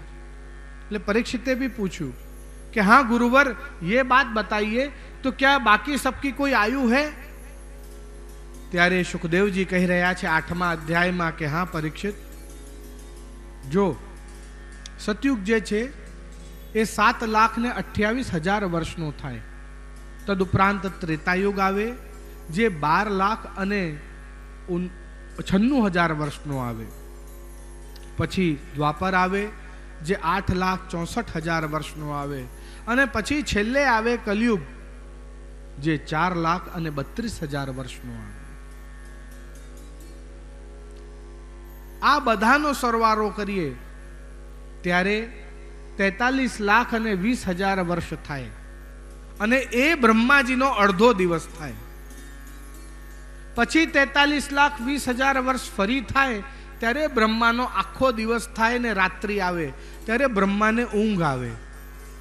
એટલે બ્રહ્મા સૂઈ જાય ત્યારે આ જગતમાં ત્યારે પ્રલય આવે. એ બ્રહ્માજી સૂતા રહે એ પ્રલયના સમયને પણ સંધિ સમય એવું કહેવામાં આવે છે. એ પણ અમુક લાખ વર્ષોનો હોય. પછી જ્યારે બ્રહ્મા જાગે ત્યારે ફરી સૃષ્ટિની રચના કરવાનું પ્રારંભ કરે. આવું 4 વખત કરે. ને કેમ? કારણ કે પ્રલય 4 પ્રકારના છે. એટલે છેલ્લો પ્રલય જ્યારે આવે નિત્ય પ્રલય, ત્યારે બ્રહ્મા આદિ બધા જ દેવી દેવતાઓ એ પરમ પિતાની અંદર લય થઈ જાય. અને ત્યારે પરમ પિતા ફરીથી આખી સૃષ્ટિની રચના શરૂ કરે. બધું જ ગ્રહો, ચંદ્રમા, સૂર્ય બધું જ લય થઈ જાય. એને નિત્ય પ્રલય કહેવાય. આત્યંતિક, નૈમિતિક, પ્રાકૃતિક અને નિત્ય, આ 4 પ્રકારના પ્રલય હોય. એમાંથી નિત્ય પ્રલયની અંદર બધું જ લય થઈ જાય પ્રભુની અંદર, એવું કહ્યું. કહી રહ્યા છે કે દેવતાની આયુષ્ય 4 શંખ અને 50 કોટી. પિતૃઓની પણ આયુષ્ય બતાવી છે. આત્માની પણ આયુષ્ય બતાવી છે. આત્માની પણ આયુષ્ય હોય. જેમ શરીરનું આયુષ્ય હોય ને એમ આત્માનું પણ આયુષ્ય હોય. આયુષ્ય હોય એટલે શું નાશ થઈ જાય? ના, નાશ ન થાય. એ પછી મોક્ષ મળી જાય. એ પછી ભગવાનમાં લય થઈ જાય. બધું લય થઈ જાય. नाश तो वल्लभाचार्य जी मानते ही नहीं, स्वीकारते ही नहीं है. किसी भी वस्तु का नाश तो है ही नहीं.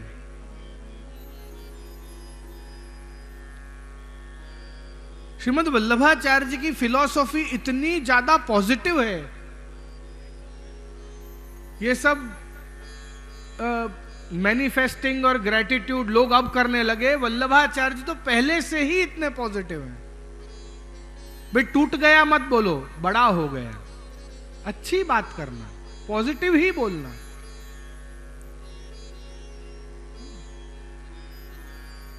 जरे सूरदास जी ने कहूं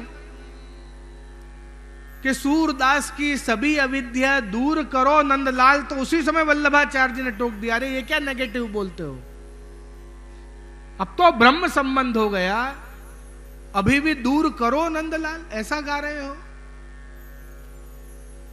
तब सूरदास जी ने क्षमा मांगी, कहा कि नहीं, सूरदास की सभी अविद्या दूर करी नंदलाल. पॉजिटिव, हर चीज में पॉजिटिव रहो.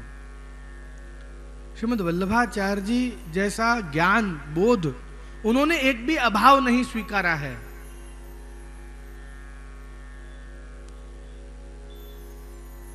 अन्य भाव, कोई भी अभाव स्वीकारा ही नहीं. अरे अभाव है ही नहीं भगवान का, कहीं भी अभाव कैसे होगा? वो तो कण कण में विराजमान. एक भी नेगेटिव चीज श्रीमद् वल्लभाचार्य जी ने स्वीकारी ही नहीं. उनकी फिलॉसफी अद्भुत है, अद्भुत फिलॉसफी है. जो कि અત્યારે ફિલોસોફીની વાત કરવા જઈશ તો આપને એમ લાગશે કે જે બહુ જ હેવી ડોઝ આપી રહ્યા છે અમને, એટલે બહુ ફિલોસોફીની વાત ના કરાય. પણ આપ ને આ બધું જ્ઞાન હોવું જોઈએ એક વૈષ્ણવ રીતે. 9મા અધ્યાયની અંદર શ્રીમદ ભાગવત ચતુશ્લોકી સંભળાવી રહ્યા છે સુખદેવજી પરીક્ષિતને. તે આપણે ઓલરેડી કરી ચૂક્યા છે એટલે ફરીથી એનું વર્ણન કરતા નથી. 10મા અધ્યાયની અંદર જે પહેલા જે શૌનકાદિ ઋષિએ સૂતજીને પ્રશ્ન કર્યો હતો કે ભગવાનની લીલાઓ કઈ કઈ છે, તો ત્યારે મેં જણાવી હતી લીલાઓ, પણ એનું વિસ્તાર નહોતું કર્યું. તે આજે હમણાં એનું વિસ્તાર કરી રહ્યા છે. 10મા અધ્યાયની અંદર પ્રશ્ન કર્યો પરીક્ષિતે પણ કે ભગવાનની લીલાઓ કઈ કઈ છે. ત્યારે પહેલો સ્કંદ અને બીજો સ્કંદ અધિકાર અને સ્થાન લીલા, એ પછી આપણે સાધન લીલા, તે પછી સર્ગ લીલા, વિસર્ગ લીલા, ત્રીજો ચોથો સ્કંદ, 5મો સ્કંદ સ્થાન લીલા, 6ઠો પોષણ લીલા, પછી ઉતિ, મન્વંતર, ઈશાનુ કથા, નિરોધ જે સૌને પ્રિય છે 10મ સ્કંદ જે આવતીકાલથી પ્રારંભ થઈ જશે, અને પછી મુક્તિ 11 અને આશ્રય એ 12. આ પ્રમાણે ભગવાનની આ 12 લીલાઓનું વર્ણન અહીંયા કરવામાં આવ્યું. તે શ્રીમદ ભાગવત મહાપુરાણ દ્વિતીય સ્કંદ સંપૂર્ણમ અથ તૃતીય સ્કંદ પ્રારંભ, જે ભગવાનની સર્ગ લીલા છે અને દક્ષિણ બાહુનું સ્વરૂપ છે. श्रीमद वल्लभाचार्य जी प्रमाणे सर्ग लीला से भागवत शुरू हुई. मतलब वास्तव में जो उपदेश सुखदेव जी ने देना शुरू किया वो सर्ग लीला से शुरू किया है. ऐसा भी बहुत लोगों का मानना है. तो कि पहले 2 तो अधिकार लीला और साधन लीला ही है, पर अब सर्ग है ना, सर्जनम तिसर्ग. सर्जन कैसे हुआ? 2 प्रकार की सृष्टि का सर्जन हुआ, बद्ध और मुक्त, जिसको श्रीमद वल्लभाचार्य जी दैवी सृष्टि और आसुरी सृष्टि बोलते हैं. एक ही बात है. संपूर्ण जगत क्यारे पण धार्मिक नहीं थई जाए. गमे तेटલું પ્રયત્ન તમે કરી લેશો, संपूर्ण जगत क्यारे धार्मिक नहीं थाय. एक तो हिरण्यकश्यपु जेवो, कंस जेवो, रावण जेवो एक तो मळशे ज. अने संपूर्ण जगत क्यारे दुष्ट पण नहीं थई जाए.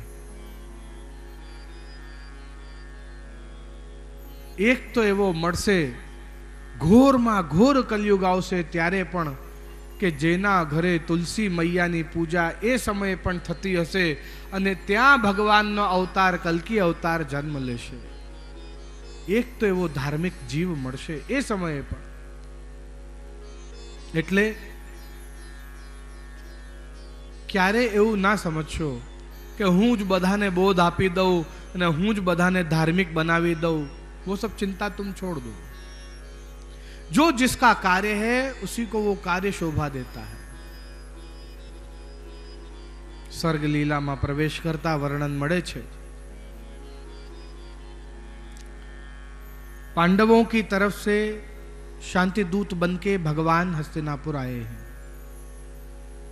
सुलभाजी ना हृदय में खूब आनंद छे.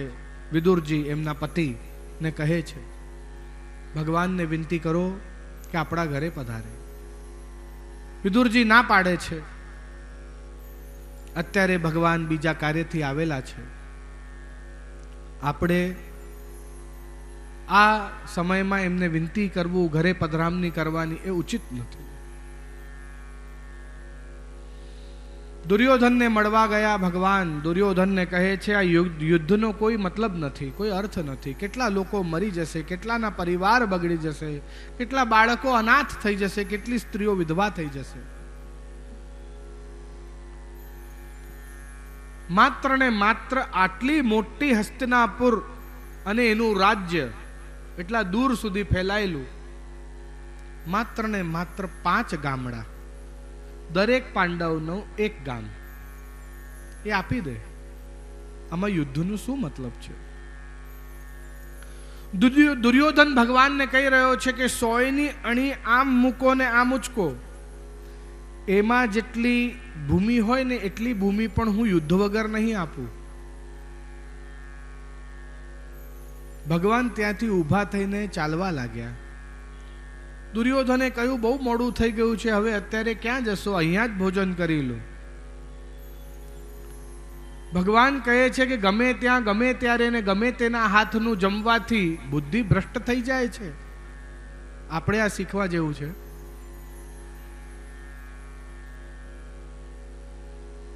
ગમે ત્યાં ગમે ત્યારે ને ગમે તેના હાથનું જમવાથી બુદ્ધિ ભ્રષ્ટ થઈ જાય છે.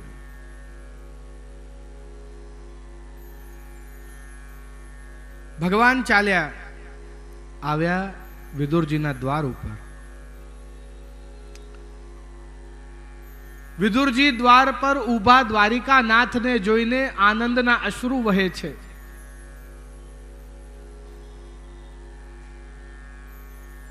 અરે સુલભા, સાંભળો છો? જોયું કોણ આવ્યું છે? અરે આનંદમાં હું પ્રભુને ભીતર બોલાવવાનો જ ભૂલી ગયો. પ્રભુને ભીતર બોલાયા, આસન પાથર્યો. સુલભાજી કહે છે કે જો પ્રભુ કેવા કૃપાળુ, આપણા મનની વાત જાણી સ્વયં કૃપા કરીને ઘરે પધાર્યા. વિદુરજી કહી રહ્યા છે, વાત સાચી છે સુલભા તારી, તું જા ભગવાનને કંઈક આરોગવા માટે લઈ આવ, હું પ્રભુ માટે જલ લઈ આવું.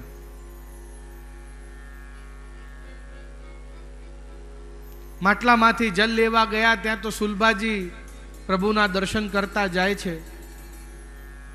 કેળા આરોગાવાની જગ્યાએ કેળાના છોલકા આરોગાવે છે. પ્રભુને જ નિરખતા જાય છે ને ભાન નથી, અને પ્રભુ આરોગે છે પાછા.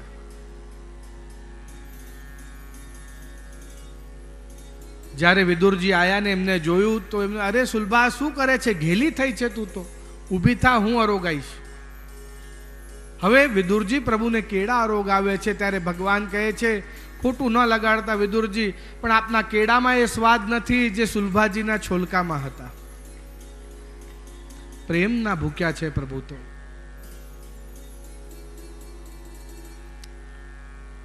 વિદુરજી ચરણોમાં વિનંતી કરી, હે પ્રભુ, આપની દુર્યોધન જોડે જે સભા થઈ, જે મીટિંગ થઈ, એની અંદર શું નક્કી થયું?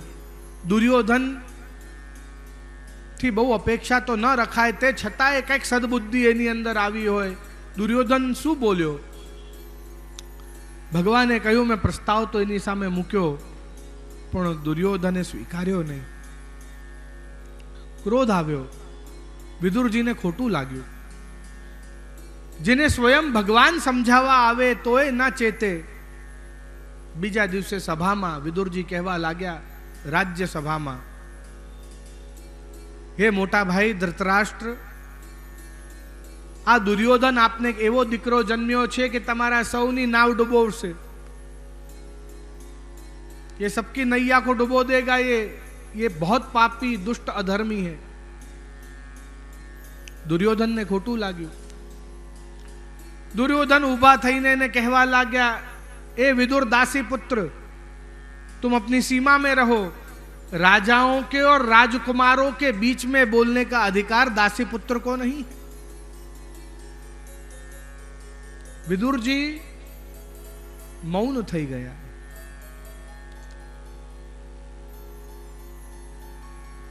બહુ જ ધૈર્યવાળા હતા એ. પાછા ઘરે આવી ગયા. મનમાં વિચાર કરવા લાગ્યા કે આ ભાઈઓ ઝઘડશે ને યુદ્ધ મારાથી જોવાય નહીં, ને મારે તીર્થ કરવા નીકળી જવું જોઈએ. અને ત્યારે વિદુરજી તીર્થ કરવા નીકળી ગયા. આખા ભારત વર્ષના અનેક તીર્થો કરતા કરતા કરતા કરતા વ્રજમાં આવ્યા. બીજા અધ્યાયમાં વર્ણન મળે છે. વ્રજમાં ઉદ્ધવજી એમની વાટ જોઈ રહ્યા છે. ઉદ્ધવજી મળ્યા. વિદુરજી અત્યંત પ્રસન્ન થયા. હાથમાં આમ હૃદયની પાસે પાદુકા પકડી રાખી છે ઉદ્ધવજીએ દ્વારિકા નાથની, અને આંખોમાંથી અશ્રુ વહે છે. એટલે વિદુરજી ભલે એમને જોઈને પ્રસન્ન તો થયા, પણ એમના આંખોમાં અશ્રુ જોઈને મનમાં ચિંતા ઉત્પન્ન થઈ. નિકટ આવ્યા. હે ઉદ્ધવજી, આપણા સ્વામી, આપણા નાથ, દ્વારિકાનાથ કેમ છે? ત્યારે રડતા રડતા અત્યંત દુઃખી મનથી એ જણાવી રહ્યા છે કે દ્વારિકાનાથ સ્વધામ પધાર્યા. આ પાદુકા મને પધરાવી છે, કહ્યું કે તમે હિમાલય જાઓ, આ પાદુકાના ચરણસ્પર્શ કરી રોજ તપ કરજો, સેવા કરજો, અને પછી તમને પણ મારા ધામની પ્રાપ્તિ થશે. પણ મને એવું પણ કહ્યું હતું કે વિદુરજી તમને વ્રજમાં મળશે, એમની વાટ જોજો. જ્યારે એ તીર્થ કરતા કરતા વ્રજમાં આવે ત્યારે એમને, વિદુરજીને એવું કહેજો કે મૈત્રેયજીનું સત્સંગ પ્રાપ્ત કરે, અને એમને આ ઉપદેશ આપીને પછી જ તમે હિમાલય બાજુ જજો. એટલે હું આપની વાટ જોઈ રહ્યો હતો. વિદુરજીએ ભગવાનની ચરણ પાદુકા મસ્તકે લગાડી વિદા થયા. ત્યાંથી ઉદ્ધવજી ભગવાનની ગોકુળની લીલાઓ, વૃંદાવનની લીલાઓ, મથરાની લીલા, દ્વારકાની લીલા અને પ્રભાસ ક્ષેત્રની લીલા, આ બધી જ લીલાઓ તેમને સૂક્ષ્મમાં વિદુરજીને સંભળાઈ અને પછી ત્યાંથી વિદા થયા હિમાલય બાજુ. અહીંયા 5મા અધ્યાયમાં પ્રવેશ કરતા મૈત્રેયજી પાસે આવ્યા છે વિદુરજી. મૈત્રેયજીએ સન્માન કર્યો, ધર્મરાજ કરીને પોકાર્યા વિદુરજીને, આસન આપ્યું, બિરાજમાન કર્યા. કહી રહ્યા છે વિદુરજી,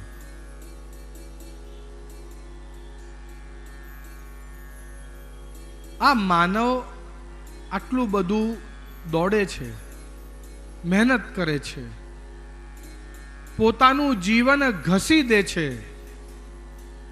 તો પણ એ સુખી કેમ નથી? આપ માનો છો એવું? આપણે આખું જીવન ઘસી દઈએ છીએ આ સંસાર પાછળ, જેનું નામ જ છે સંસાર, એટલે શૂન્ય સાર. છેવટે જેની પાછળ આપ ઘસો છો, છેવટે જેનું સાર શૂન્ય નીકળે એને સંસાર કહેવાય. એમાં કશું મળે નહીં. માનવ સુખી કેમ નથી? કહી રહ્યા છે, સુખાય કર્માની કરો તું લોકો. આ જે લોકો જે છે બધા, એ સુખની પ્રાપ્તિ માટે કર્મ કરે છે, તોય આજે સુખી નથી. समझो, जो छोटा बच्चा है वो पिताजी के जूतों में अपने पैर अटका रहा है कि पिताजी के शूज कितने अच्छे हैं, मैं भी बड़ा हो जाऊंगा तब ये शूज पहनकर. नाना बाળક ने જોયા હશે આપ, એના વડીલોના શૂઝ પહેરીને આખા ઘરમાં ફરતો હશે, ધ્યાન દિયા હોગા. જે મોટા જે કાર્ય કરતા હોય છે એ બધું એને નાના બાળકને કરવું હોય છે. હું પણ નાનો હતો ને તો મારા પિતાશ્રીનું રેઝર લઈ લેતો કે મારી દાઢી ઉગશે ને તો હું બી શેવ કરીશ. અને પિતાશ્રી બહુ વળતા કે અરે આમાં બ્લેડ વાગી જશે તને, આ શું કરે છે? અને મને समझाता कि बेटा जब तेरी सच में दाढ़ी उगेगी ना तब बहुत कंटाला आएगा, क्योंकि तब तेरे पास इतना टाइम नहीं होगा रोज शेव करने का. तने अत्यारे भले એવું લાગતું, मतलब देखो आज जो बालक है वो बालक होकर सुखी नहीं है, उसको बड़ा होना है. और जो बड़ा है वो बालों में डाई लगाकर छोटा होना चाहता है ना? तो बड़ा होके सुखी नहीं है, वो छोटा होना चाहता है, वो वापस बैचलर बनना चाहता है, वो वापस युवान होना चाहता है. नहीं? जो बड़े बड़े मेंशनों में, महलों में रहते हैं, वो ऐसी रिजॉर्ट बुक कराते हैं जिनके कमरे झोंपड़े जैसे हो, बिल्कुल जंगल में. भाई हमें तो पहला फॉरेस्ट रिजॉर्ट में रहवा गया था, नदी ना कांठे बिल्कुल झोंपड़ा जेवू. बोलो, પણ પેલા જે ઝોપડામાં રહે છે એ આપણા મહેલને જોઈને કહે છે કે આ મહેલમાં રહેવા જો અમને ક્યારેક મળે તો કેવું સારું. मतलब आज जो जहां खड़ा है वहां से सुखी नहीं है वो, जबकि वो कर्म कर रहा है, वो मेहनत कर रहा है सुखी होने के लिए, फिर वो सुखी क्यों नहीं है? प्रश्न पूछવામાં આવ્યો છે 5000 વર્ષ પહેલા, જોજો, पर આજની પરિસ્થિતિ ઉપર भी आज वस्तु लागू પડે છે અને લોકો કહે છે કે अब तो जमाना बदल गया, वो नियम अब लागू नहीं होते हैं, पर મને તો એવું દેખાતું નથી।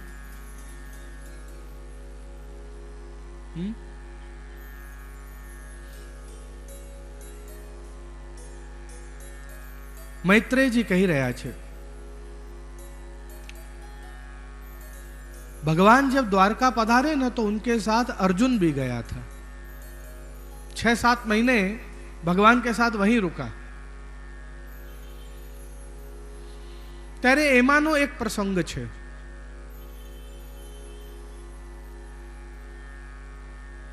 ભેષ બદલીને દ્વારિકાનાથ અને અર્જુન એ બજારમાં ફરી રહ્યા છે જોવા માટે કે રાજ્યમાં બધું વ્યવસ્થિત ચાલે છે ને।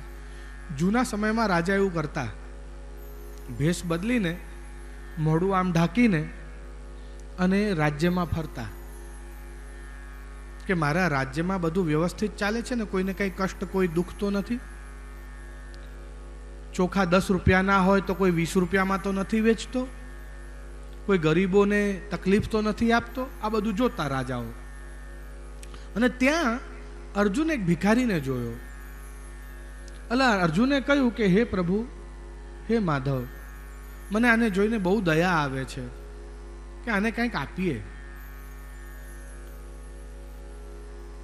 દ્વારિકાનાથે કહ્યું, હે પાર્થ,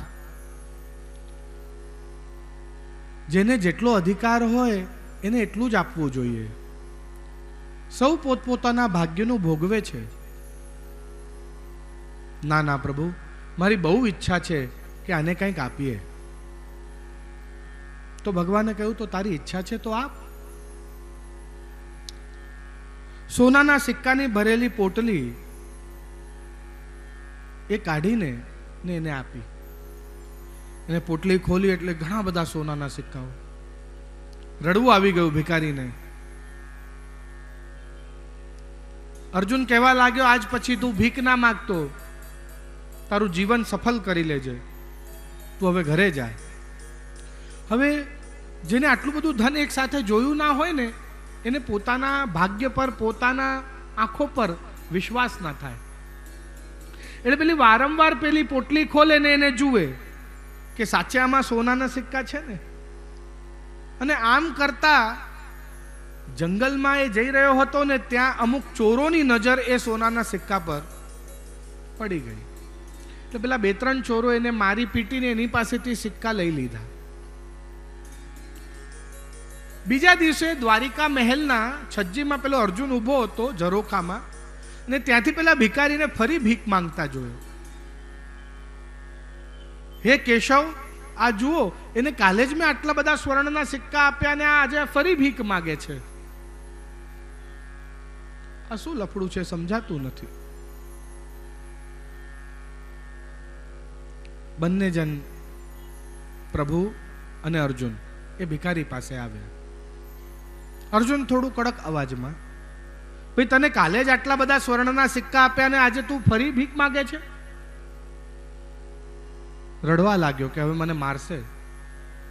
હે રાજકુમાર, મને દંડિત ના કરશો, મારી જોડે આવી ઘટના ઘટી, સાંભળીને દુઃખ થયો, દયા આવી। હે પ્રભુ, મને આને ફરી કંઈક આપવાનું મન થાય છે। ભગવાન મુસ્કુરાયા, કહેવા લાગ્યા, जिसको जितना फलित हो उतना ही देना चाहिए, अधिक दे देने से उसको फलित नहीं होता। કે ના ના, મારે આના માટે કંઈક કરવું છે। ભગવાને કહ્યું, ઠીક છે, તારી મરજી। આંગળીમાંથી એક સરસ મજાનો મોટા હીરો, એવો વીંટી હતી હીરાની, એને આપી કે આને બજારમાં વેચીને જે ધન મળે, બહુ સારો ધન મળશે, બહુ સારા પૈસા મળશે આના, અને પછી તું ક્યારે ભીખ ના માંગતો, તારું જીવન સફળ કરી લેજે। હવે એ સંતાડી દીધો હીરો અને છાનો માનો ઘરે આવ્યો ભિખારી. અરે ભાગ્યવાન આમ કરીને પત્નીને પોકારે છે, પણ પત્ની ઘરે નથી. હવે શું કરું? તો મારીએ ચડીને અને એક નવો માટલો હતો, એના અંદર એ હીરો સંતાડ્યો.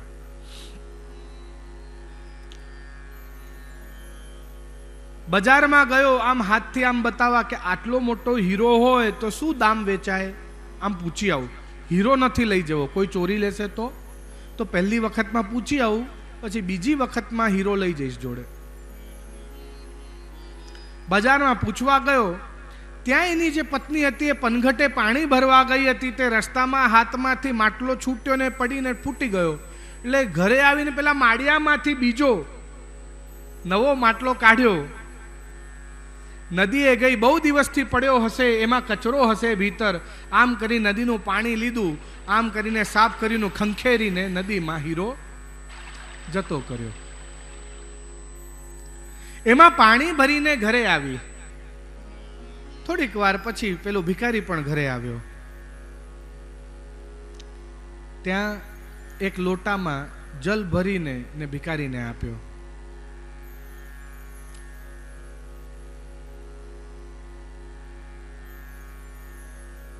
ધીરે ધીરે પીજો, માટીની સુગંધ આવશે, માટલો નવો છે ને એટલે.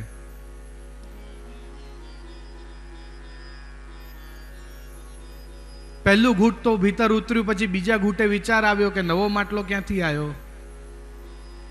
એટલે જલ પીવાનું બંધ કર્યું અને પત્નીને પૂછવા લાગ્યા, ભાઈ આ નવો માટલો ક્યાંથી લાવી? પેલા માડીએ એક જ માટલો હતો આપણી પાસે, તો આપણે ક્યાં, બહુ ધન તો છે નહીં, એક જ હતો, એ જ વાપર્યો. એટલે એક રોજ જ થયો. અરે આ તે શું કર્યું? એના અંદર મેં હીરો સંતાડ્યો હતો, પણ આપે મને ક્યાં કહ્યું હતું કે હીરો ત્યાં છુપાવ્યો છે? પણ તું હતી જ નહીં ઘરે, પણ હું તો પનઘટે ગઈ હતી પાણી ભરવા. તો મારી વાત તો જોવી જોઈએ કે આવું કંઈક મોટું કાર્ય, કોઈ આપને કોઈ એવી મોટી વસ્તુ આપે છે તો મને જણાવવું તો જોઈએ એક વખત, મને શું ખબર પડે? રડવા લાગ્યો કે મારા ભાગ્ય જ ફૂટલા છે. ત્રીજા દિવસે ફરી ભીખ માંગવા લાગ્યો. હવે અર્જુનને થયું કે આની પાસે સિક્કાએ છે, હીરોએ છે, પણ આને લાલચ જાગી છે કે વધારે મળી જાય. એટલે દંડો લઈને દોડ્યો. એટલે ભગવાન એને રોકીને એની જોડે આવ્યા કે જો એવું નહીં કરવાનું, ગરીબ છે બિચારો. અર્જુને કહ્યું તું મને સાચું કે શું થયું છે? પછી એને બધી વાર્તા એને જણાઈ કે આવી રીતે પેલો માટલો ફૂટી ગયો, નવો માટલો લઈને એ હીરો જતો કર્યો નદીમાં ને આમ બધું સંભળાયું. અર્જુને કર્યું કે પ્રભુ હવે હું શું કરું, આપ કહો. મને દયા બી આવે છે ને ગુસ્સો બી આવે છે કે આનો ભાગ્ય જ કેવો પ્રભુ. ત્યારે ભગવાન કહે છે અત્યાર સુધી તે કર્યું, હવે તું ના કરીશ, હવે હું કરું છું. તાંબાના 4 સિક્કા આપ્યા. અર્જુન ભગવાનની સોનાની દ્વારકા બાજુ જુએ છે, ભગવાન બાજુ જુએ છે ને તાંબાના 4 સિક્કા બાજુ જુએ છે કે હે પ્રભુ આપ દ્વારિકા નાથ, જેની આવડી સોનાની દ્વારકા ને 4 તાંબાના સિક્કા, કે તું જો આને આજ સિક્કા ફલિત થઈ જશે. તું સંતાતો ધીરે ધીરે છુપાતો આની પાછળ પાછળ જા. અને પેલો ભિખારી એ પેલા તાંબાના સિક્કા હાથમાં લઈને એને ચિંતા કરે છે, વિચાર કરે છે કે ક્યાં સોનાના સિક્કા, ક્યાં આટલો મોટો હીરો, અને હવે ક્યાં તાંબાના સિક્કા. એટલામાં જ ત્યાં દરિયાકાંઠે, દ્વારકા તો દરિયાકાંઠો છે જ આપણને ખબર જ છે, અને ત્યાં દરિયાકાંઠે એ ચાલતો જતો હતો ઘર બાજુ.